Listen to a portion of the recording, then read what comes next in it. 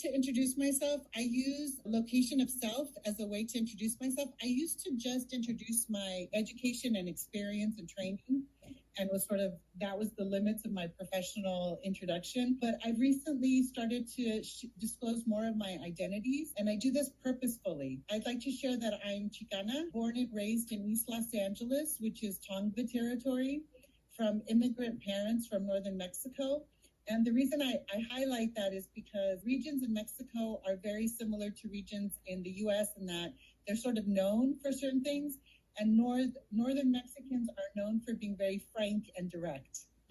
So there's a Spanish saying, no tengo pelos en la lengua. I don't have hair on my tongue, so I'm very straightforward. My other thing is I'm a mother of a 19-year-old college sophomore.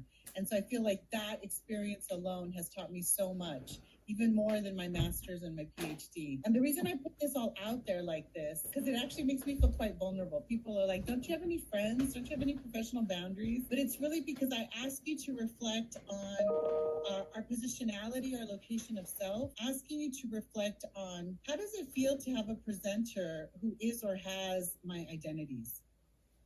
And does it raise concerns related to your status and to your perspectives? Because clearly with my identities, there are things that I see and there's things that I don't see. And so my location of self can either help or possibly hinder.